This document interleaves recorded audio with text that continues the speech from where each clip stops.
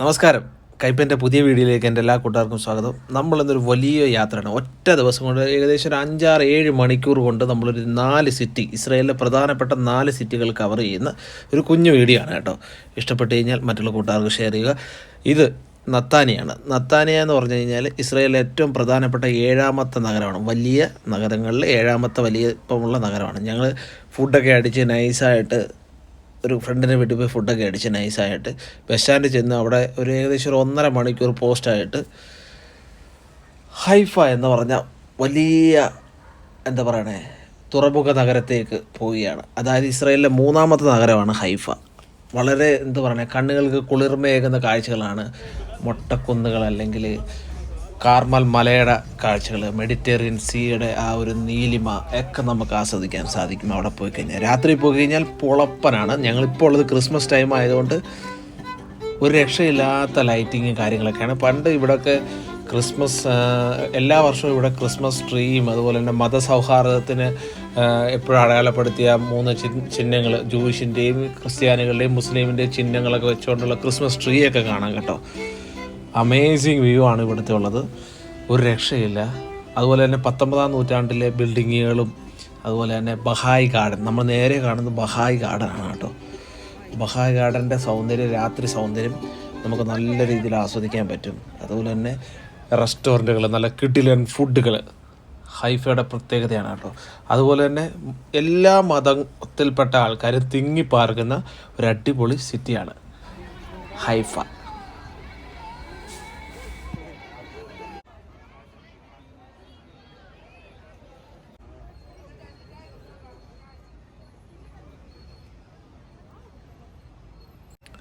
രാത്രി കാഴ്ചകൾ നമ്മളെ എപ്പോഴും കോരിത്തിരിപ്പിക്കുന്നതാണല്ലേ. അതും പ്രത്യേകിച്ച് പല പല നഗരങ്ങളിലൂടെ ഇങ്ങനെ യാത്ര ചെയ്യുമ്പോൾ ഭയങ്കര സുഖമാണ്, നല്ല രസമാണ്. എന്തോ ഒരു അന്തവും കുന്തവും ഇല്ലാത്ത യാത്ര. അതിനിടയ്ക്ക് ഇതുപോലുള്ള നമ്മളെ കോരിത്തിരിപ്പിക്കുന്ന കാഴ്ചകളിലൂടെയൊക്കെ ആകുമ്പം നമുക്ക് മനസ്സങ്ങ് നിറയുകയാണ്. മനസ്സും നമ്മുടെ എന്താ പറയണേ ഹൃദയം അങ്ങോട്ട് കോരുകയാണ്. കുളിര് അങ്ങോട്ട് കോരട്ടെ. ബഹായ് ഗാർഡൻ്റെ ഫ്രണ്ടിലുള്ള ഈ ഒരു വ്യത്യസ്തമാർന്ന ഒരു ഫീലാണ് കേട്ടോ ഇവിടെ നിൽക്കുമ്പോൾ. ഞാൻ 2-3ാമത്തെ പ്രാവശ്യമാണ് ഇവിടെ വരുന്നത്. ഇതിൻ്റെ ആ കാർമൽ മലയുടെ മുകളിൽ നിന്ന് നോക്കുകയാണെന്നുണ്ടെങ്കിൽ ഒരു എന്താ പറയണേ, ഒരു വേറെ ലെവൽ വ്യൂ, ഒരു സഞ്ചാരിക്ക് ഇഷ്ടപ്പെടുന്ന വേറെ ലെവൽ വ്യൂ ആണ് നമുക്ക് കാണാൻ പറ്റുന്നത്. നമ്മുടെ നൈറ്റ് കാഴ്ചകളുടെ ഇടയ്ക്ക്, ക്രിസ്മസിൻ്റെ നൈറ്റ് കാഴ്ചകളുടെ ഇടയ്ക്ക് നമുക്കൊരു പ്രത്യേക ഒരു അതിഥികൾ കിട്ടും കേട്ടോ. നമുക്ക് സന്ധ്യയ്ക്ക് ഒരു യൂട്യൂബ് ചാനലുണ്ട്. ഇത് വരുന്ന വഴിക്ക് ഞാൻ ജസ്റ്റ് ഒന്ന് വിളിച്ചപ്പോൾ ഇവിടെ കാണുമെന്ന് പറഞ്ഞു. അപ്പോൾ ഞാൻ കണ്ട് വിളിച്ചതാണ് കേട്ടോ. സന്ധ്യയെ കാണാൻ പറ്റി, അത് വലിയൊരു ഭാഗ്യമാണ്. സന്ധ്യ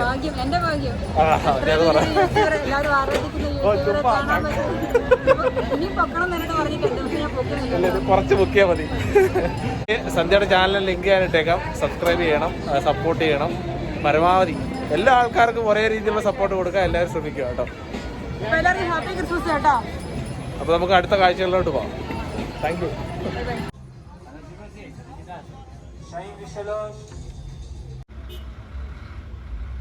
ഞങ്ങൾ ഹൈഫയിൽ വന്നപ്പോഴത്തേന് ഏകദേശം 7:30 കഴിഞ്ഞു. അതിനുശേഷം വളരെ കുറച്ച് സമയം മാത്രമേ ഉള്ളൂ. അതിനുശേഷം ഒരു 9 മണി 9:15 ആയപ്പോഴത്തേന് ഞങ്ങൾ നേരെ ഹൈഫ ബസ് സ്റ്റാൻഡിലോട്ട് പോയി ബസ് നോക്കി. പക്ഷേ അവിടെ നമുക്ക് ജെറുസലേമിലോട്ട് പോകാനാണ് ഞങ്ങൾ ഉദ്ദേശിച്ചത്. പക്ഷേ ജെറുസലേമിലോട്ട് ഡയറക്റ്റ് ബസ് കിട്ടിയില്ല. ഞങ്ങൾക്ക് ടെല്ലവീവിലോട്ടാണ് കിട്ടിയത്. ഇവിടുന്ന് ഏകദേശം 94 കിലോമീറ്റർ ഉണ്ട്. 2.5 മണിക്കൂർ. ഇടയ്ക്കൊരു ഒരു ആക്സിഡൻ്റ് ഒക്കെ ഉണ്ടായി. അതായത് നമ്മുടെ വണ്ടിയല്ല, വേറെ വണ്ടി. അത് കാരണം നമുക്ക് ഫ്രണ്ടിലോട്ട് പോകാൻ പറ്റില്ല. വണ്ടി നേരെ തിരിച്ച് ഞങ്ങളെ കുറച്ചുകൂടെ ചുറ്റി 2.5-3 മണിക്കൂർ എടുത്ത് ഞങ്ങൾ ടെല്ലവീവിലെത്തിയപ്പോൾ.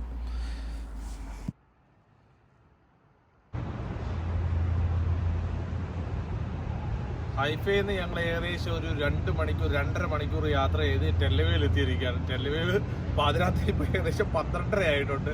ഇവിടെ ഏകദേശം ആരും ഇല്ല കേട്ടോ. അപ്പുറത്തോട്ട് അവിടെ പോലീസുകാർ ബ്ലോക്ക് ചെയ്തേക്കാണ്.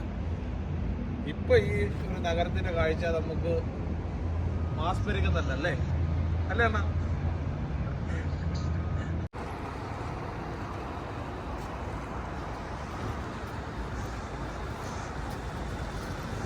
തഹാനയിലോട്ടുള്ള നടത്തയാണ് കേട്ടോ. തഹാന എന്ന് പറയുന്നത് ബസ് സ്റ്റാൻഡ് കേട്ടോ. ബസ് സ്റ്റാൻഡിലോട്ടുള്ള നടത്തയാണ്. ഞങ്ങൾ ഏകദേശം അവിടുന്ന് ഒരു 3 കിലോമീറ്റർ അവിടെ നടന്ന് ചോദിച്ച് പോവാണ്, വഴി ചോദിച്ച് പോവാണ്. ടാക്സിയിൽ ചോദിച്ചപ്പം 40 ശക്കറാണ്. എന്നാൽ പിന്നെ പോയേക്കാം.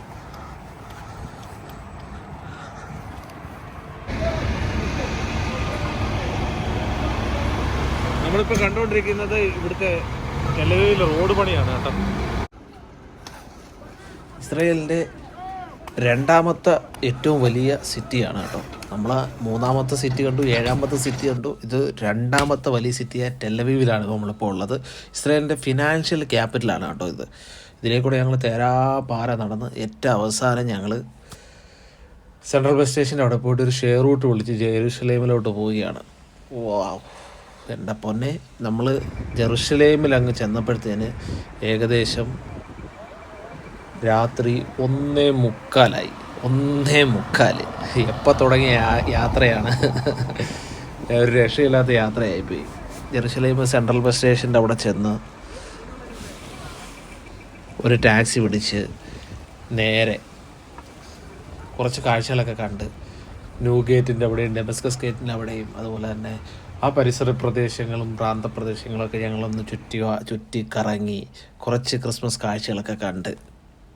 കാരണം ഈ ഡിസംബർ 25 നല്ല ചില ഏരിയകൾ, ഒരുപാട് ഏരിയകളിൽ ലൈറ്റും കാര്യങ്ങളൊന്നും ഇല്ല. പക്ഷേ ഈ പ്രാവശ്യം വളരെ കുറവാണ്. ഇതല്ല യഥാർത്ഥ ജെറുസലേമിൻ്റെ നൈറ്റ് കാഴ്ചകൾ. ഇതല്ല, തിളങ്ങി നിൽക്കും, രാത്രിയിൽ മിന്നി നിൽക്കും. അതായത് വേറെ ലെവലാണ് അതൊക്കെ. അതിനുശേഷം ഞങ്ങൾ ആ ഫുഡൊക്കെ കഴിച്ചിട്ട് ഈ പുണ്യപുരാതന അല്ലെങ്കിൽ ഏറ്റവും പഴക്കം ചെന്ന സിറ്റിയിൽ നിന്ന് ഞങ്ങളുടെ റൂമിലേക്ക്, അത് ദേരക് ബൈത്ലേഹേം എന്ന് പറഞ്ഞ റൂമിലേക്ക് നൈസായിട്ട് പോയി. അതിനുശേഷം ഒരു 2-2:30 ആയപ്പോഴാണ് ഉറങ്ങിയത്. ഒരു നീണ്ട 200-210 കിലോമീറ്റർ യാത്ര ചെയ്തതിൻ്റെ ക്ഷീണം, അത് എന്താ പറയണേ, പറഞ്ഞറിയിക്കാൻ പറ്റാത്ത ക്ഷീണമാണ്. അത് എന്തായാലും ഇങ്ങനെയുള്ള രാത്രി യാത്രകൾ നമ്മളെ എപ്പോഴും ഓർമ്മിപ്പിക്കുന്നതാണ്. അതിൻ്റെ അനുഭവം, അത് തരുന്നൊരു ഫീല് അല്ലെങ്കിൽ അത് തരുന്നൊരു ഓർമ്മകൾ നമുക്കൊരിക്കലും മറക്കാത്തതാണ്. യാത്രകൾ നമുക്ക് തരുന്ന ഒരു ഇതെന്ന് പറഞ്ഞാൽ അതിൻ്റെ ഓർമ്മകൾ നമ്മൾ ഒരിക്കലും മരിക്കുന്നില്ല. അത് തന്നെയാണ് ഏറ്റവും വലിയ സമ്പാദ്യവും. അപ്പോൾ ഈ കാഴ്ചകളൊക്കെ ഇവിടെ തിരികെയാണ്. അടുത്ത വ്യത്യസ്തമായിട്ടൊരു വീഡിയോ ആയിട്ട് കാണുന്നവർ എൻ്റെ എല്ലാ കൂട്ടുകാർക്കും bye. Thank you for watching. Keep supporting. അതുപോലെ അടുത്ത വീഡിയോയ്ക്ക് വേണ്ടി കാത്തിരിക്കുക.